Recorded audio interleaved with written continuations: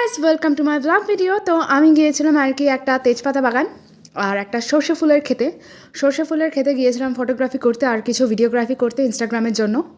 তো সর্ষে ফুলের ক্ষেত থেকে আসার সময় দেখলাম তেজপাতা বাগানটা, তো ওইখানেও কিছু ছবি নিয়ে নিয়েছিলাম। আর এই যে ভিডিও করতে করতেই যাচ্ছিলাম, তখন একটু সন্ধ্যা সন্ধ্যা হয়ে আসছিলো। আমরা গিয়েছিলাম 4টের সময়, আর আস্তে আস্তে মানে প্রায় 1 ঘন্টা 5টা তখন সন্ধ্যা হতে যায়। আর পাশেই হচ্ছিলো পিকনিক, গান শুনতে শুনতে আর কি ঢং করতে করতে বাড়ির দিকে এগিয়ে যাচ্ছিলাম। আর এটা ছিল তার আগের ফুটেজ, যখন আমরা সর্ষে খেতে ছিলাম আর কি। দেখো কি সুন্দর ফুল হয়েছে। কিছু ফুল আবার আমরা তুলে এনেছিলাম বড়া খাবো বলে। সর্ষে ফুলের বড়া যা লাগে না খেতে, দারুণ লাগে, টেস্টি। তো বাড়িতে এই কয়েকদিন অনেক পিঠে বানানো হয়েছিল, তার জন্য ছিল বাড়িতে চালের গুঁড়ো। তো চালের গুঁড়ো আর ময়দা একসাথে মিক্স করে আর ফুলটাকে দিয়ে এখানে আমার মা গুঁড়িটাকে দিয়ে মাখিয়ে নিচ্ছিল আর কি ভালো করে। আর এখানে হচ্ছে পাশে কড়াইতে তেল গরম হয়ে যাচ্ছে। বলতে সর্ষে ফুলের খেতে গিয়ে এত ভালো লেগেছে, আমরা ভেবেছি আরেকদিন আবারও যাব।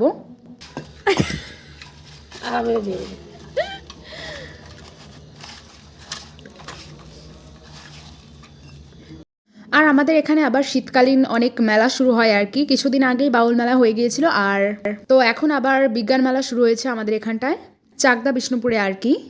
তো মেলার প্রথম দিনেই আই লাভ ইউ মুভি করেছিল যে, আর লে হালুয়া মুভিতেও ছিল, অনেক মুভি করেছে।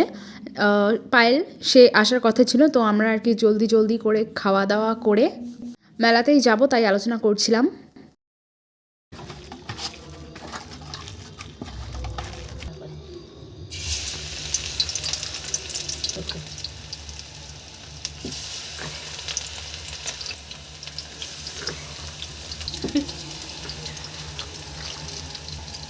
হ্যাঁ, দারুণ গন্ধ করেছে বলো।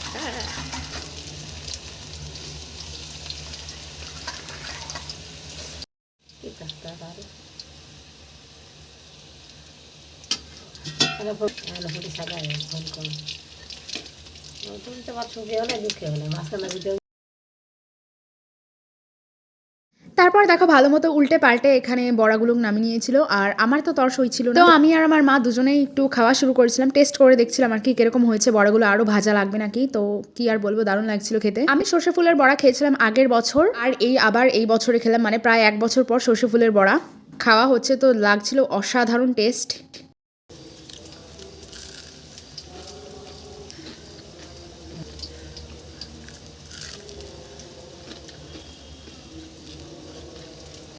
তো তারপরে আমরা চলে গিয়েছিলাম মেলাতে।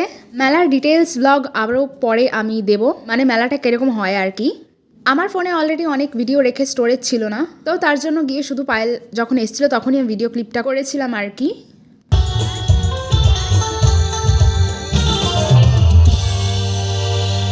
আজ কতটা দিদিকে ভালোবাসো, বাসো থেকে হ্যাঁ শুনতে পেয়েছি। তো চলো দিদিও তো। নমস্কার, কেমন আছেন সবাই?